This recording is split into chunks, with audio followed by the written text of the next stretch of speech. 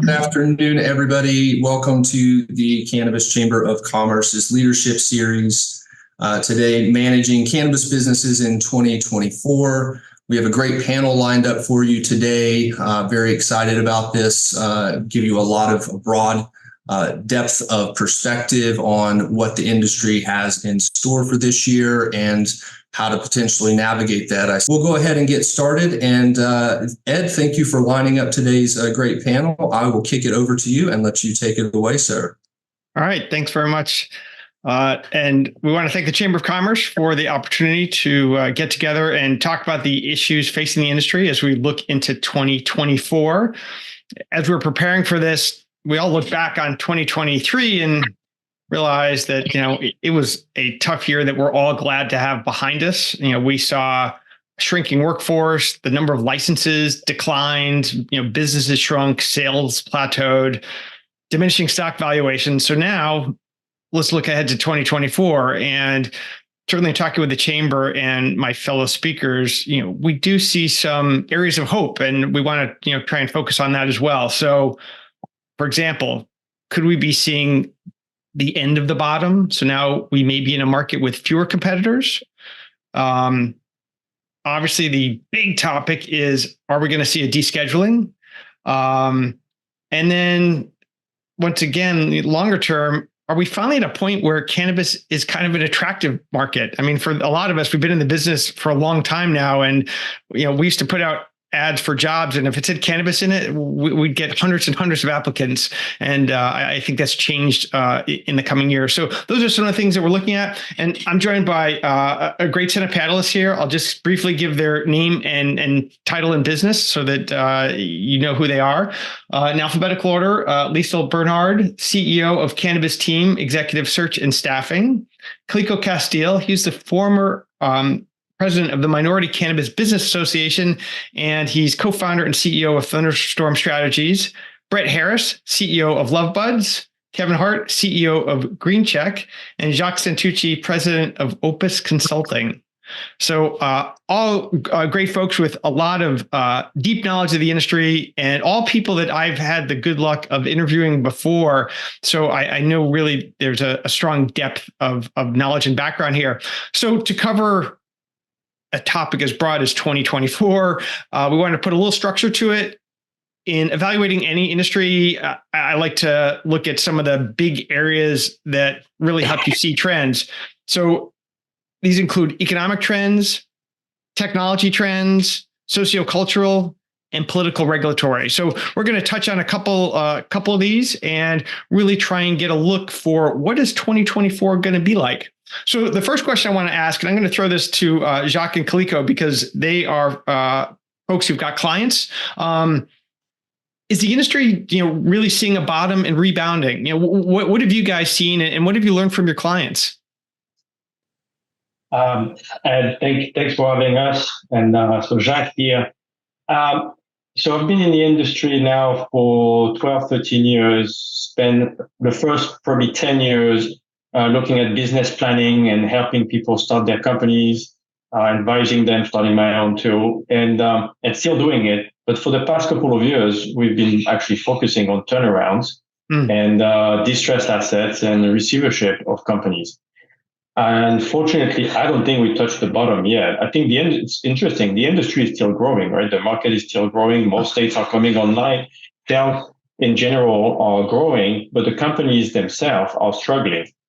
I'm sure we're going to talk about it, but there's a lot of reasons for this. Probably too many companies, probably a lot of people who didn't do their financial planning properly, wrong expectation, maybe errors of management.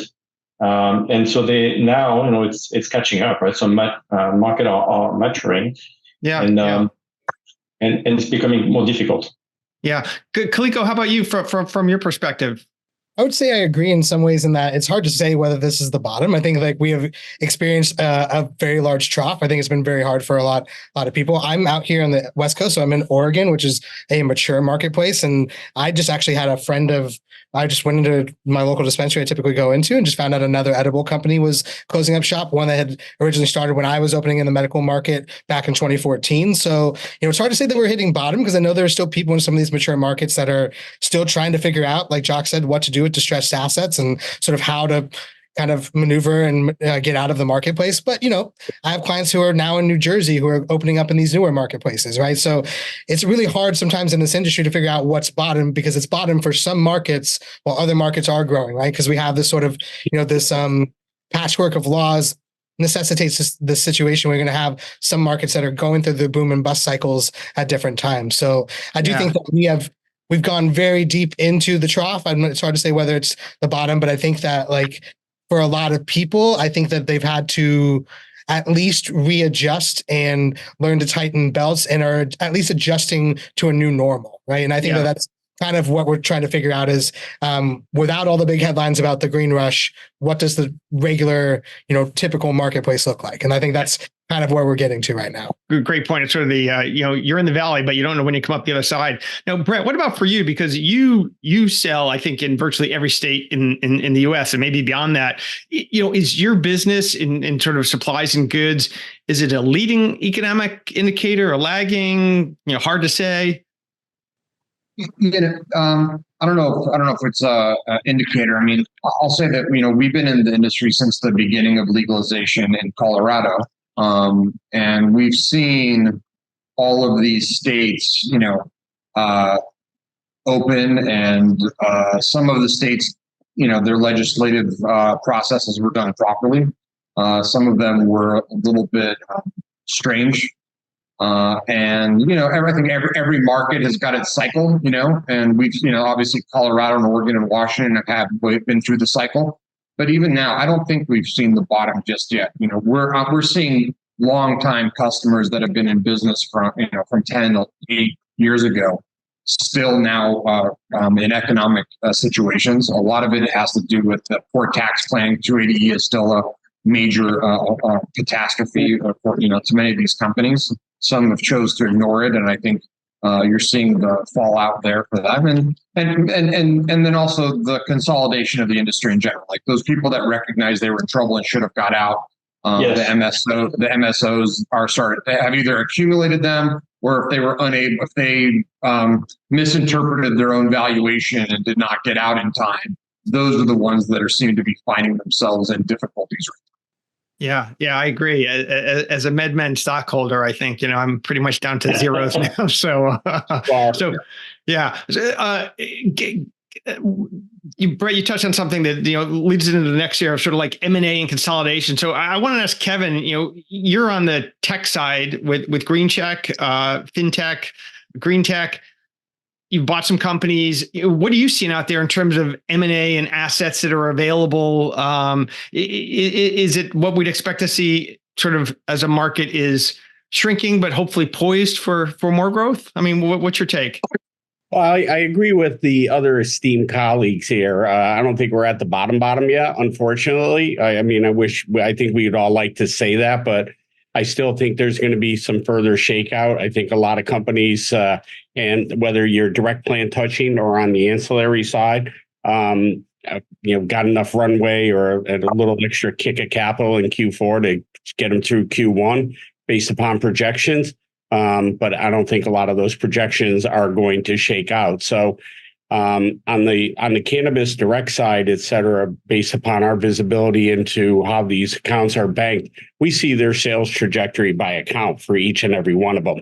And so we look at that, and your colleague was right. Some markets are better than others, and some are struggling mightily. So, and unfortunately, you see a race to the bottom by putting each other out of business on price point pressure. Nobody's going to win. And we've seen that historically, from the West Coast, but now it's a much bigger market and it's kind of moved across. So optically, there's that challenge. And that's going to transfer over into the ancillary space where we play on the tech side. We acquired two companies in 2023. a very accretive and fair market price because we're buying tech companies. We're not subject to the crazy cannabis valuations and deal structures and stuff that went on. We're buying tech companies as a tech company. But 2024, just as I said, there's going to be opportunities coming out of Q1 going into Q2. I mean, our phone has already rung a couple of times. Hey, what do you think about this or something? And we're always looking, but there's some of these companies that sadly they need to go out of business. I think, Brett, I don't want to put words in your mouth, but you as much intimated that and said that. I mean, some of them just need to go. They're not going to survive. Yeah. I remember I've quoted this often. There's the Economist magazine said that, a downturn is a way for the economy to shift resources where they're not needed to where they are needed. And, obviously there's pain and challenges there, but that is pretty much what happens. And I think that is what we're going through. So, we've touched on some of this, with consolidation and distressed asset. We see it on the license side, just how there's definitely been declines in some areas. The most stark change we've seen has been in grow licenses, whereas 3 years ago, all the states together issued about, I think it was 9,100 new grow licenses.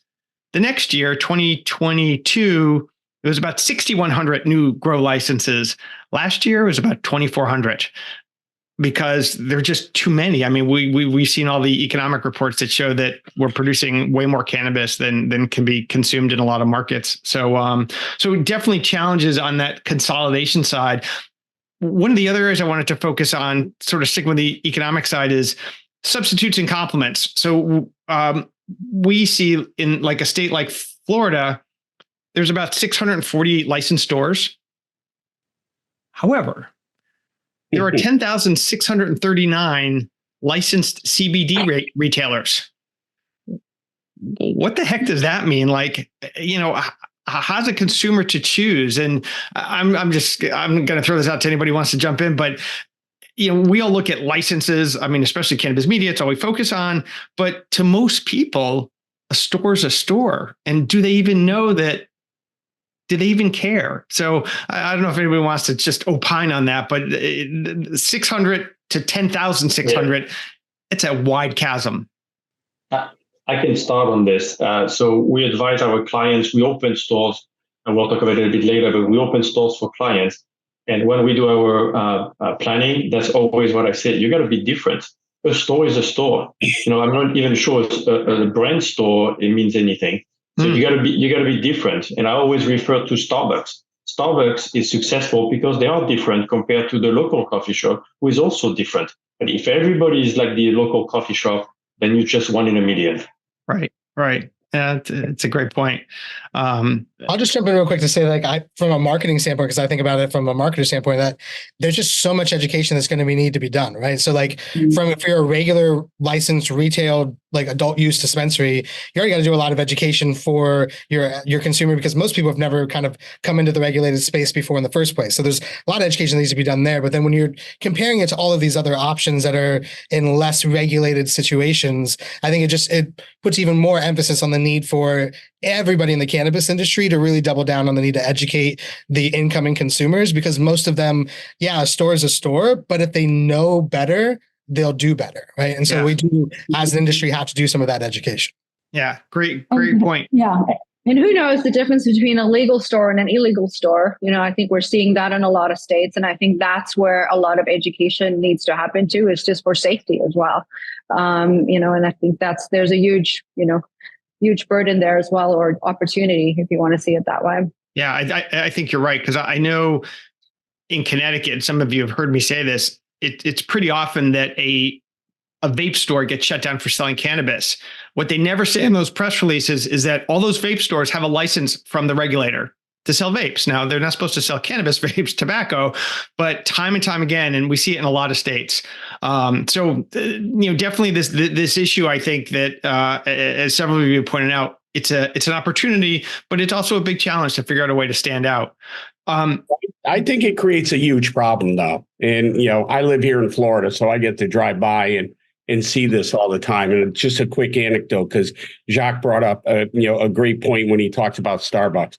In Florida, everybody's got grocery stores. We have Publix. You walk into any grocery store, no matter which state you're in, you're going to see between 50,000 and 60,000 SKUs in the footprint of a major grocery store. Yeah. If we all can go with the consensus that an average retail establishment is about the size of a Starbucks, maybe a little bigger, some smaller, but that's somewhat the average.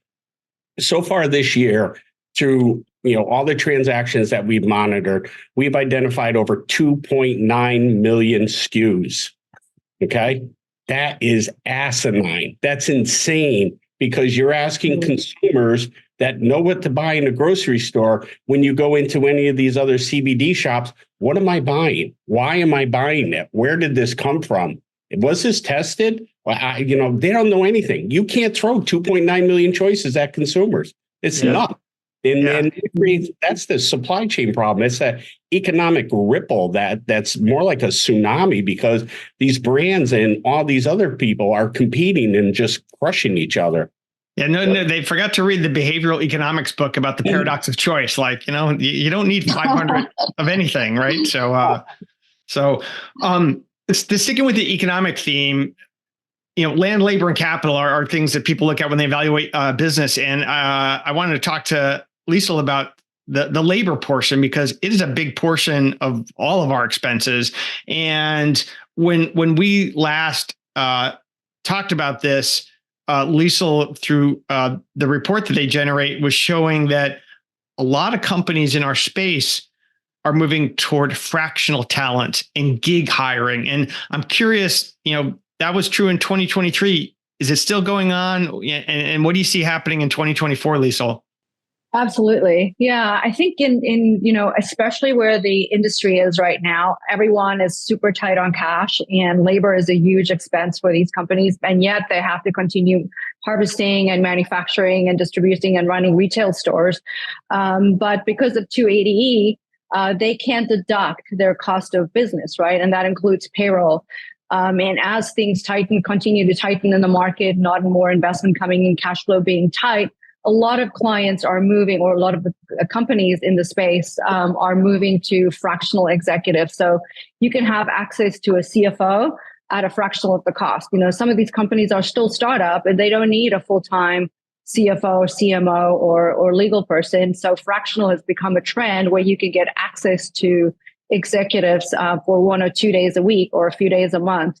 Definitely a smarter way to staff. We're seeing this in other industries too, but especially in cannabis, where resources and cash are tight right now. That's the sort of the trend that we're seeing. And this is also temp staffing, right? So you can scale up or down as your production or cultivation needs demand. And I'm really excited to see how things are going to change, hopefully when rescheduling happens this year. And I think a new influx of cash coming into the industry.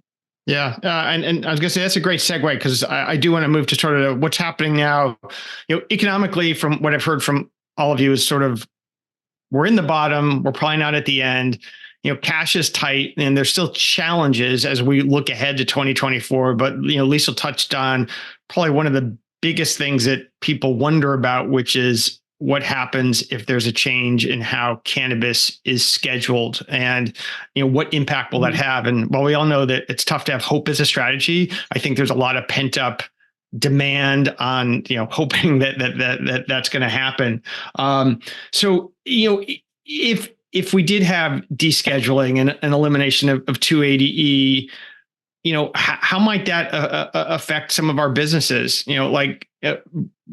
Brett, does it have any impact for you, or is it more your clients? Like, well, suddenly they have more cash to be able to buy more goods from you, or more services from our consultants, or more software from Kevin? Yeah, I think first of all, I think I've learned, being in this industry, to sort of not hope, sort of deal with what it is. Yeah. Obviously, it doesn't matter what side of the aisle you support. There have been promises made, none of them have been kept. Not only is 280E very, very difficult to maneuver for a retail cannabis company. Obviously, the descheduling would be key, but there's other factors like the Safe Banking Act. I think is one of the key components that we've been waiting for, and might have had passed had we had a Speaker of the House and a war didn't break out right at the same time. So Hoping for those things is nice, but we've ran our company based on the way this is the way it is, and you've got to stay tight and get through what's going on. I think that it's a matter of time that 280E is thrown out. And to be honest with you, one of the reasons that I started LoveBuzz to sell accessories in dispensaries was because of 280E, because actually if a percentage of their revenue is non-cannabis, they actually can write off those things. So not only does it help their business, but it also is a tax deduction. So, I still assume that if 280E were to find its way out of our lives, that it would improve everyone's business. And then couple all of these things along with interest rates and the difficulty that these companies have in borrowing. So the Safe Banking Act and 280, these things all play together. At some point, I believe these things will find their way out, and I think that there will be a massive boom because these companies have been working under really, really tight constraints during all of these really restricted legislative processes. But I don't expect them to change, but we certainly would welcome them. And I believe that would be a boom for the industry in general when they do. That's a great point. It makes me think of the Rocky movie where didn't he have his hand tied behind his back for a while to train? And then suddenly he came back full force. So Kaliko, what about you? Because you've been to many lobby days. You're on the trade association side of things, and you have a long history of advocacy. You're perhaps closest to this in terms of how the legislative, sausage is made, as they say. What do you think is going to happen, and what impact will it have, and will that impact be equally felt across all participants? Yeah, I appreciate the question. I think like everyone is saying, we all are massively awaiting and eagerly awaiting the fall of 280E. I think I've been working on that issue now for basically like 7 or 8 years. So I do believe that that's something that we should obviously see fall. I don't know what we can think about in terms of the timing of descheduling, right? Like there's some people that think it's going to come any day. Some have said it's going to come before the State of the Union on March 7th. There's 420. Yeah, 420. There's all these things that people are throwing out. But I saw today Shane Pennington, who's one of the lawyers who writes a lot about this issue, had said that the average change for the DEA to move for a reschedule is 9 years. Right. So I think it's really important sometimes as the cannabis industry, when we're talking about the political process, to compare it to what that political process has been for other industries or other situations, right? The Trump tax cut that passed in 2017, 2018 had a big tax cut in there for the alcohol industry that was thought to be similar to about the amount that 280E would be for the cannabis industry. It cost the alcohol industry $300 million and over 20 years of lobbying to get that done. Right. And so I think sometimes, especially as we're talking about the macro sort of growth of our industry, for a long time, we've been making bets that were not in congruence with the amount of money our industry is actually investing in advocacy. Right. I'm a jaded, happy warrior who spent a lot of time in advocacy organizations. And frankly, a lot of people are not actually donating or contributing to those. And obviously, we're here at the Cannabis Chamber of Commerce. This is not the problem group here, but there are a lot of people who are not actually investing in the advocacy that we need to see to get these things to fall, right? So I think we have a lot of business goals, but sometimes the advocacy is not lining up with that. And in order for us to see things like 280E fall, to see descheduling and these things to happen, we still need to close that gap in between the things that we want as an industry and the stuff we're willing to actually invest in. Very good. Very good. Kevin and I were down in Miami a couple of weeks ago and at the CannaDataCon conference, and they had speakers who had come from the tobacco industry, and they talked about what life is like under federal regulation and the challenges. And they say, the lobby team would come back and say, yeah, Brett, we got it done. We think it's going to go this way. The taxes are going to be this. And then the regulators would come out and be like, yeah, the tax is going up. And, pretty much everything that was not promised, it didn't work out because the regulators really have all the control. So I think that there are lessons to be learned, Kaliko, of how other industries have had to deal with this. So all I would say is strap it and hang on, because like I said earlier, hoping's not going to work. And there's a good chance that nothing happens this year, right? We're an election year. There's no incentive for Congress to actually get anything done and to work together. I had said this in an op-ed last year that if we didn't get safe banking done before all this stuff had blown up, that was probably the last chance we saw to get anything really passed at the federal level for at least another presidential administration. So we need to continue to invest in the advocacy, but from business planning perspective, don't count on it. Got it.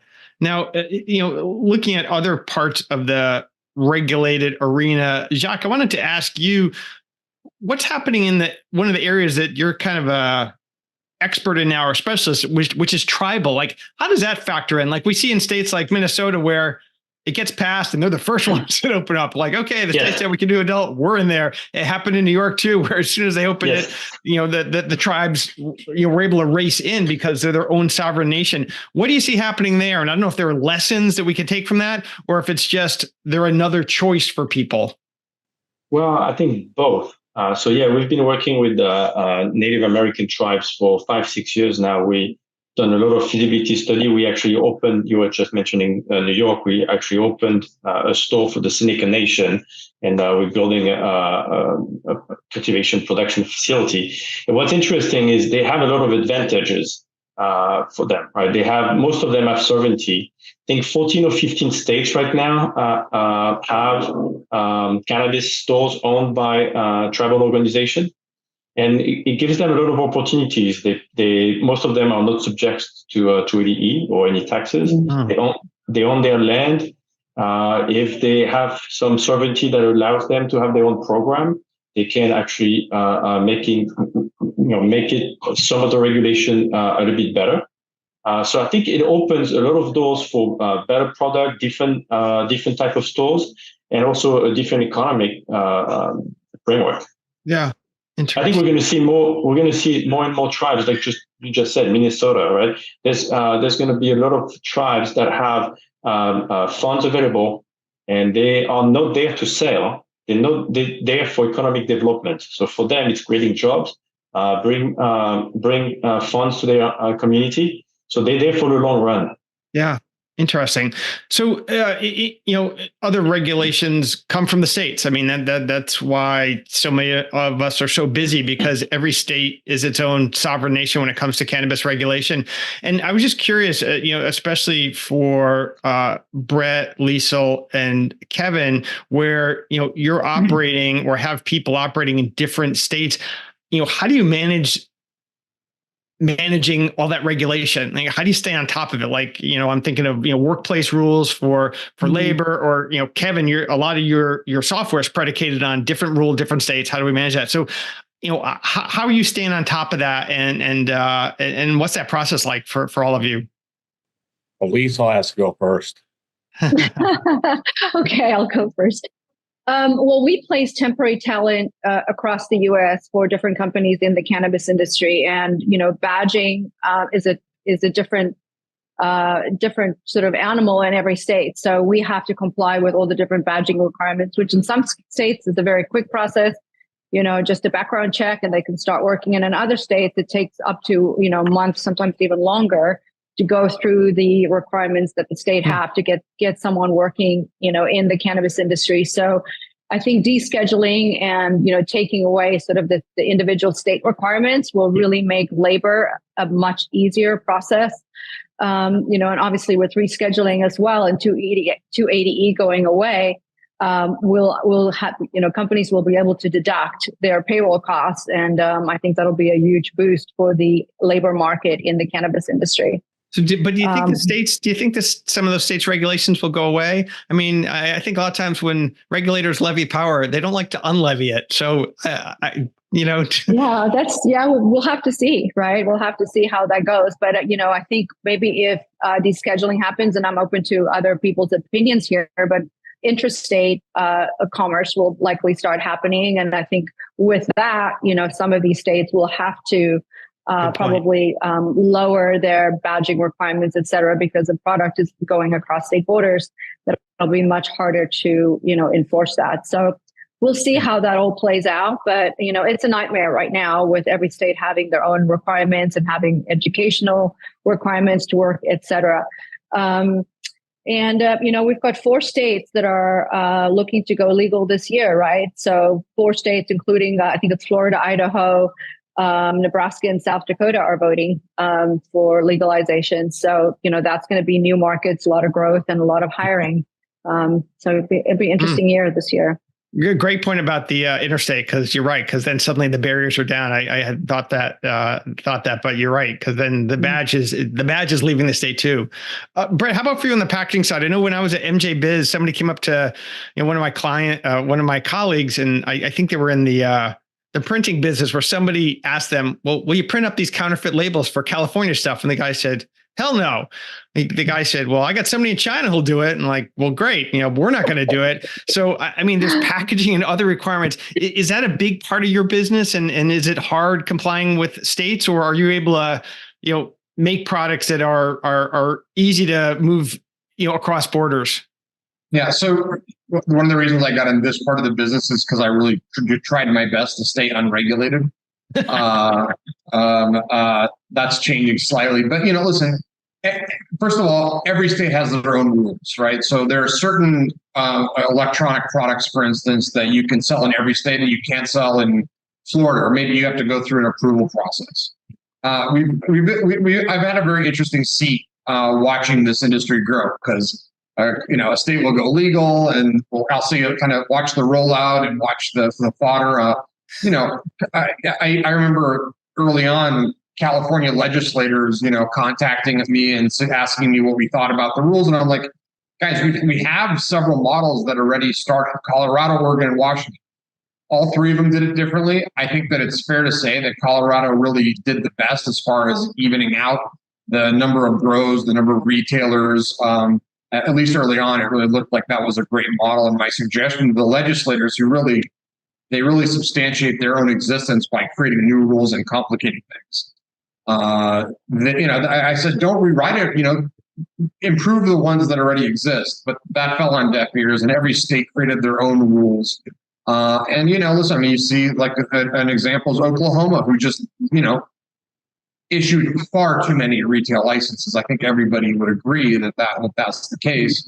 Now you're seeing the fallout of that. Too many people that really should not have had business licenses, should not have been in business, losing their businesses. And also because it's federally illegal you can't file bankruptcy if you're a cannabis related entity. Right. So that debt follows you the rest of your life, at least until something changes. So there's some states that do it very right. There's some states that have done it horribly wrong. I'm afraid that California's policies are making it really, really restrictive and difficult for companies to succeed. Mm-hmm. The taxes are just too high, and not to mention the fact they haven't done a good enough job of cracking down on illegal operators. And the same thing with New York. I mean, you can buy cannabis in nearly every bodega on every corner. So there are issues around, and eventually there will be a come to Jesus, and there will be some organization of best practices in all these states, hopefully. I'll be here to watch. I'll be here waiting to watch it. Hey, Kevin, how about for you? Because I mean, a lot of the backbone of your business is sort of this, regulatory information, rules and regs, and we know they change and whatnot. How do you keep track of it, and who are you keeping an eye on in terms of states? Well, we have a team of nerds, and I can say that because I'm a nerd, but all they do is read the compliance and regulations, and Ed, them, and we rely on you and your services too to help us with that. But that's the whole premise and how we started. I wasn't as smart as Brett. I went to how can we make this as hard as possible? And I was to look at all the rules and regulations, because I thought that was going to be the best opportunity. I still believe so, but you look at states, and you have city, county, and state level, and they're changing all the time. And when it goes from medical to a mixed use market, you have those challenges. And then we have the indirect, and we talked about Florida. That's happening all over the place. But for financial institutions, at the end of the day, their challenge is how they know they're letting good money in and keeping the bad money out. And that means what was sold, who was it sold to, how much was sold, how is it paid for, how often did that person buy it, blah, blah, blah, blah, blah. And so that is our compliance rules engine. And that's why we've been able to scale, and we stay on top of it. And, the interstate conversation came up. When that happens, a lot of existing programs that are out there that have banking services today, those programs are going to fall apart because they're not going to be able to accommodate this. I think one of the things that we all can agree on, and maybe not, but when Washington does finally do something, it will not happen in 2024. I'll put money on that. I'm taking bets on the side. Please call me. Nothing's going to happen in 2024, but there's going to be more rules and regulations, not less, more. And one of the big things that is in every bill, every act, every conversation in Washington is the excise tax. And so now we're going to have Washington and all the states fighting over the same pool of money. And we've seen time and time again, as you introduce that tax, the medical market or the legal market shrinks and the illegal market bubbles up, et cetera. So now you start adding interstate and international commerce is going to come into play. There's going to be more rules and regulations. It's going to be a mess. It's going to cause a real shitstorm. Sorry, you can edit that, but that is what it's going to be. And so it's what are those tipping points that are going to happen? So, and that candidly excites me because, the opportunity to make sure that it's done the right way for the people who are trying to run compliant businesses is enticing. It's important. Yeah, it's a complex problem to solve. When I got out of college, I worked for a big tax publisher, and that kind of stuff, definitely got the tax nerds excited because it's complex and it's important, and there's money at stake. Yeah. So definitely, yeah. Jacques? If I can add a word, I agree with Kevin. From a political standpoint, I guess, I agree that any form of legalization will be good, but and I agree that 280E is not fair, and I've been dealing with it. On the other side, it's a devil we know. And I think it won't happen in 2024. I'm on your side, Kevin. But I think what could come next could be even worse than 280E. I mean, of course, different.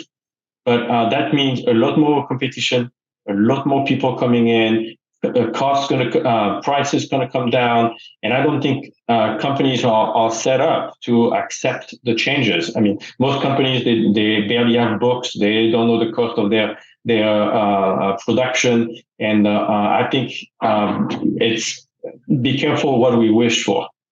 Yeah, it's great point. In looking across the states, which is something that I think a lot of us have to do.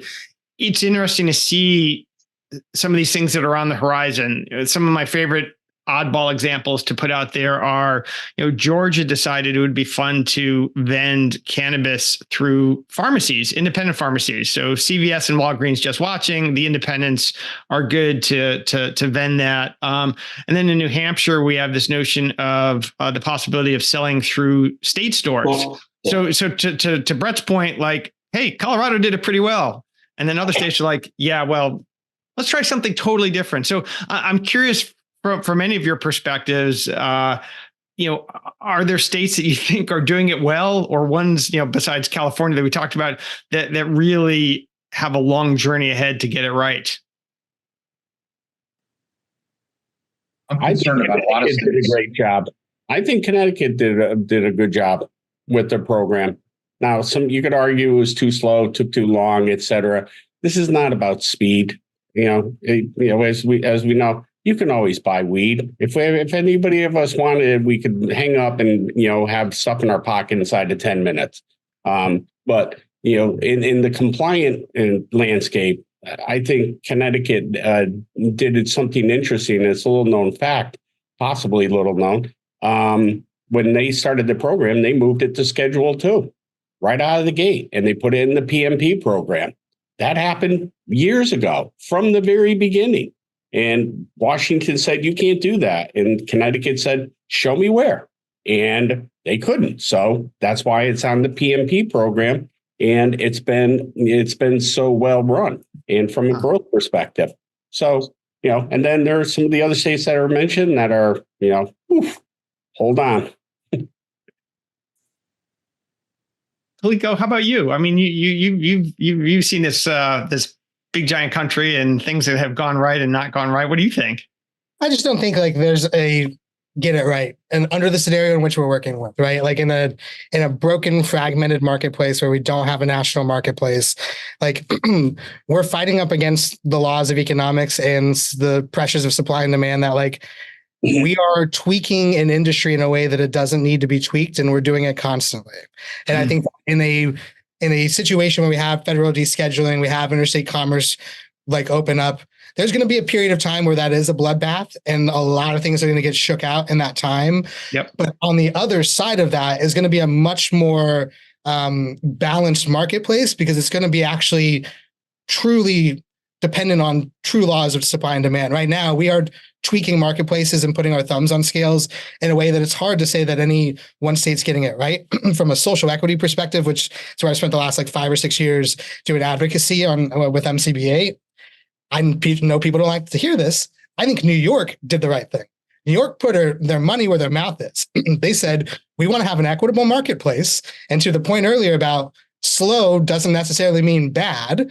They have taken their time to do exactly what they said they were going to do, which is set up an equitable marketplace, which means they held out the largest players who had been medical operators there for years, because giving early access to medical marketplaces just cements an inequitable medical marketplace. So like, that's one of the examples I put out there as a counterexample to a lot of other people that would say New York's a shit show and a disaster that nobody should ever try to implement. What I give them credit for is they are doing what they said they wanted to do, which is create an equitable marketplace. And they are making people make the sacrifices that are necessary to get to that place. And sometimes I think in this industry, when we're all here to make money on, understandably, we forget that that doesn't have to always go in front of the other part that is tied into all of this, which is it comes from a very racially motivated history. And the reason why we're all sitting here is because it was made illegal largely on the back of racism, right? And so we have a once in a lifetime opportunity to set up a marketplace in a way to make sure that those people are no longer being negatively impacted and arguably are disproportionately benefiting from a legal marketplace. So I would just throw New York out there as a counterexample to a lot of other people that they're doing what they said they were going to do, even though that's a very hard thing. And there's a lot of complications to getting. You bring up a provocative point. It makes me, think of sort of the industry that I'm in, information publishing software, where we talk about you need to be timely, accurate, and comprehensive. Accurate always has to come first. Being timely and wrong sucks. Nobody's happy that they got the information and then it's wrong. So, I think, sometimes patience is hard. I think where there may be some interesting challenges with the social equity side is with interstate commerce coming or some type of federalization coming. There's been academic papers written on this that says, what happens to all those carefully crafted programs you were describing? Like, we're going to assign these licenses to here, these licenses to here. But if suddenly it's a race to the bottom to grow cheap weed in Texas because they have lots of sunshine and just ship it all over, all those carefully crafted things will probably blow apart, even though states will try and regulate it. So I think it's still going to continue to be very challenging as the nation figures out sort of what to do next. It definitely takes thoughtful collaboration for people to figure out what does the true end game look like for our industry, right? And how do we make sure that we lift as many boats with the tide as possible? Because we are only going to get one shot at this. As we talked earlier, that we're not going to roll back regulations. We're only going to add to them. In the future, we're not going to be able to roll back and undo whatever it is that we do here in this end game. So we get one shot at it and we need to put our best foot forward. Yeah. Huh. So we've touched a little bit on interstate commerce, which I think to me is perhaps maybe one of the last things that happens. I just don't see that happening easily, but I do wonder if some of the states are just going to get so frustrated and may take a go at it. There have been a lot of articles here in the last couple of weeks in the Northeast because Connecticut, apparently, where I live and where Kevin spends part of the year, doesn't have enough cannabis. There's only 4.5, maybe supposed to be 6 growers here, but it's still really 4 and 2 small ones, I think. New York has an oversupply of cannabis and, they're talking about destroying crops. So everybody wrote these articles like, well, look at this, we got this problem here with supply and demand. Do you think anybody's going to try and experiment with interstate commerce, or they know that the feds would probably step in and slap them down for that? I think you're going to see states jump out ahead of the feds because the feds are not going to move for comprehensive reform anytime soon. And I think that whether you've seen Washington, Oregon, Colorado passing these bills to say that they can open up stuff to interstate commerce, I know there's efforts to try to get their attorney generals to be asking the DOJ what they would do if they were to move forward with some of those stuffs. I think those efforts are well underway and are more likely to happen before federal prohibition ends. One of the things from a social equities perspective I would put in there, because this is what I've brought up in these discussions, is I think that you're going to have a period of time where those interstate commerce import-export licenses are specifically going to social equity businesses. And they can partner with larger entities who can do the scale of distribution and that sort of stuff. But I think the way that you maintain putting your thumb on the scale so the social equity programs are not decimated is you give those folks first dibs to be able to do the import-export. Because on the East Coast, it was mostly Black and brown folks who were getting imported weed from the West Coast and distributed it on the East Coast. So those folks should have the ability to get, same situation, weed from the West Coast and distribute it to their folks on the East Coast. On the West Coast, we got a lot of growers who are getting arrested, some white, some Black and brown, who are already getting arrested for exporting over state lines. So I think those people who have been caught up in those systems for having a traditional economic system should be the ones that get to benefit from that interstate commerce marketplace. And I think that's going to be the key to making sure that it's not just the largest entities that dominate, and we're not just seeing, Philip Reynolds and these others come in and take over. Yeah. So, we've talked about what's going on economically. The political regulatory front sounds like a cluster, if you will, where on the state and the federal level, and hope is not going to be the strategy for us. So as we turn toward, what's happening from like a sociocultural perspective, Lisa touched on it before, where there's more states that are likely to come on board. I mean, we're well past the tipping point, and recent studies show that more youths are likely to smoke cannabis than tobacco. What do we see that doing if we actually add all the states on? Like socioculturally, we've got such a high percentage of the population now that can consume. How does that help the cause, if you will, in moving us forward and growing the industry and hopefully, growing it and raising the tide for everyone? Is that enough, I guess, if more states come on, as seems to be happening? I think it's been proven out as more states come on, and they keep a very focused eye on making sure that it's as equitable as possible. And it's never going to be perfect, as we all pointed out and talk about. But as states make more efforts in and around those programs, that should continue to help. I haven't read up on the states that are coming on board that are looking to change it, that Liesl talked about it. South Dakota, I think that's a dead one just politically anyways, but who knows, been wrong before. But as long as more efforts are being made to make sure that can happen, I think it will continue to improve. But it's like everything else we're talking about. It's going to take time. It's going to keep people just pushing on this. Yeah. Well, I was just thinking like some of the, I can't remember, it was the senators that asked the regulators, like, we want an update on how you're proceeding on this. They got no answer. I think it was supposed to, come by February 12th. We want to hear, and they heard crickets. So I think the federal regulators are gonna move at their own pace in terms of how this plays out. But with this broad proliferation, as we talked about earlier, with so many places to buy cannabis now, whether it be smoke shops, licensed cannabis retailers, or CBD, I think that it's just becoming so much more pervasive and just a bigger part of our culture and what we talk about. So I think it's just real quick. I think it's really important that when we're thinking about cannabis, that we're not only talking about the adult use recreational marketplace, right? Because when we're talking socioeconomic, we're also one part of the democratization of medicine. Right? Yeah. Cannabis is part of a broader movement of being able for people to be closer to things that are helping them for whatever ails them, whether it's using tinctures or edibles or, topicals, those sort of things. So I think it's also really important that as we're talking about can this potentially have negative effects on the socioeconomic part of the country? I think there's a lot of aspects that don't get covered a lot in the industry because it's part of this previous era of cannabis where we were focused on medical marijuana. But I think the future is actually going to be a lot of the growth is going to come from people who are discovering that as is something that actually gets them closer to where they're trying to be. Yeah. And I'm sorry. I don't think anybody here would disagree that, keeping cannabis out of the hands of children is a very good idea. I think that everyone agrees on that. But also, we're looking at potentially a generation where alcoholism is dramatically reduced. Lung cancer is dramatically reduced.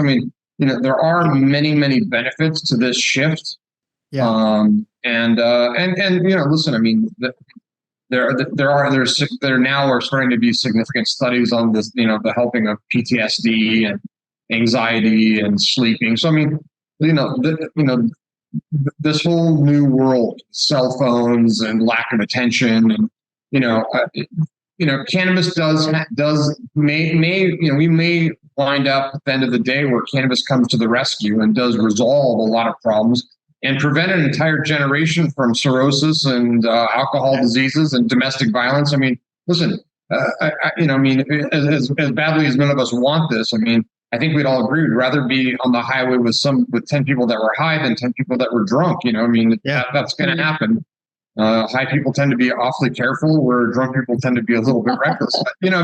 There's a lot less bar fights, and there's the streets in some cities are far safer. So, it's 6 to 1, half dozen the other. There are positives, and I think it's important that the industry make the common person that maybe has not exposed to cannabis, that still sees it as being taboo, aware of these possibilities. That's a great point. You really hit on a lot of key elements there. One of the last topics I want to hit on, and Matthew, let us know if there are any questions that we need to answer. But I wanted to just touch a little bit on technology, like what's happening in that front. And it's sort of a broad topic, but one area I guess would be sort of the technology of grow. Like we've all been reading about how the THC percentage that people are able to coax out of plants and out of hemp and whatnot is gotten quite high. And there's a lot of machinations around that. What do we see as some of the positive technological developments, or ones we should at least keep an eye on as we look to 2024? Maybe these are some of the other bright spots that we started with at the top of the hour. Well, I would say there's a lot of great data analysis companies that are popping up and coming around, especially around supply chain, demand planning, open to order, et cetera. So whether or not the numbers are all factually correct, I'll go back to the fact that there's too many SKUs out there, 2.9 million. If you look at an average retail establishment, they're over 20% inventoried on average because they're getting 5% discount, but their cost of funds is 15% because they're borrowing, doing merchant cash advance. So that's upside down, and they're not aware of it. And if you look at MJ BizCon, it says 65% of those businesses aren't profitable. If you just start controlling your inventory, your open to order, your planning, et cetera, and you take that from 20% down to 10% excess inventory, that 65% non-profitable business goes to 40%. It doubles. Okay. That swing and that availability of data and making it actionable. The last thing this industry needs, is more reports. Okay. No disrespect, that I'm not talking about you, Ed. They don't need more reports. They don't need a chart and go, I have 20% too much inventory. They need action. They need to understand what has to happen and how they actually affect that. And that is what's encouraging. I think, that's why I mentioned CannaDataCon. I think that was one of the cool things that I think the industry is going to see. Yeah, they basically, one of the things I remember most out of that was inventory is debt. Like you're just carrying that around. And if you don't know that, you've got some problems. It's an expensive debt. Yeah. Listen, it's no question. Listen, cannabis is, the level of sophistication is now growing, right? You've got these chains that have got 100 plus stores. They're now hiring buyers that come from real retail. We're talking about planogramming. We're talking about, projections and things like that. And for a company like mine that's supplying so many stores and trying to set SKUs, just getting a physical inventory report on a regular basis, or connecting to their POS system so I can grab their data so I can see what their sell-throughs are so that we can plan our inventory. That is starting to happen very, very slowly, but it's one of the things that we've been pushing very, very hard for. Maybe Kevin, we can talk about that after this discussion. Ed, you were talking about Yeah, I'm writing your technology. name I think we're talking about technology. I think what we're talking about is the technology needs the companies to get back to business basics 101. I think there's a lot of things that other industries have been doing for years, and technology has helped them. And the cannabis industry is behind. Kevin is a big part of it. You're a big part of it, Ed. But supply chain, cost of goods, accounting. So many companies don't have good books. They don't. It's all. Yeah. I think the technology is coming now, and that's going to help get the industry on a much better foot. Well, one of the best takeaways I had from that conference that Kevin and I were at was talking to a guy who'd worked in a lot of different industries. And he said to me, this is at the last day, outside, retail is retail. And yes. People are finally starting to understand, like, the data that works in other retail areas probably works in cannabis, and we don't need to reinvent the wheel. So since we're getting to the end, I want to just do a one rapid fire question as we sort of wrap things up. I mean, we covered a lot of ground today in terms of, the economics, definitely still tough, but, hopefully looking better. The political environment, sort of who knows, because a lot of it is based on hope what the federal regulation is going to do. On the sociocultural side, it looks like things are definitely heading up as more states come on board and more people get used to it, more education. And to Brett's point, sort of like this whole notion of, my words, plant-based medicine is just getting to be better understood and welcomed. And certainly on the technology front, having more data is going to make us a better industry. So the last question I want to ask everybody is, will we see descheduling in 2024 or 2025? So I'm going to start with you, Jacques. 2024, 2025, or not at all? I think it's past 2025. Wow. All right. Kaliko, how about you? If you're saying descheduling, I don't think descheduling is going to happen for probably 10 more years. All right. How about one thing I'll say real quickly is people should be trying to get AI built into their businesses. And that's one of the things I've been trying to help people with, like a lot of efficiencies in being able to have AI be part of your sort of business as well. But I'll kick it around. Okay. Kevin, how about you? When might rescheduling happen? Well, that's a different question now. You changed it. So it's certainly not going to happen in 2024, and it's dubious in 2025. Okay. How about you, Liesl? Gosh, that's, we're all looking, all guessing here. I'm hoping it'll be 2024, but I also am very hesitant to bet on that. But I'm hopeful. All right. Well, Brett, I'm going to give you the last word because you've had some thoughtful points whenever we've spoken to sort of close things out. So, I personally, I put no weight behind any legislator. I'm not waiting for politicians for my business.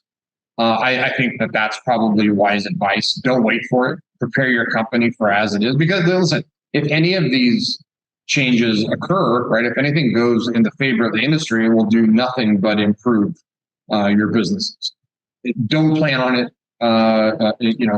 Hope is a nice thing, but that's the reality is that we're in the fight. We're in the legislative, situation that we're at today. I don't think it's going to change in 2024. There's no reason. I don't know if it's going to change in 2025. We still don't know who the presidential candidates are truly going to be. Right. And that's where our country is today. I think the country's got greater concerns at the moment. You should, if you're in the industry or you're planning on getting in the industry or you're investing in the industry, you should invest or get involved with businesses or plan your business as though the climate is not going to change. Right. Yes. Excellent. Well, I couldn't have ended on a better point. So thank you for letting me force you to clean up there, Brett. Well done. I'd like to thank Liesl, Kaliko, Brett, Kevin, and Jacques for joining me today. It was the kind of a discussion I thought we'd had and hope we had. And I appreciate everybody tuning in today. And once again, thanks to the Chamber of Commerce for giving us this platform today. Until next time, thank you, everyone, and have a great day. Thanks, everyone. Bye now.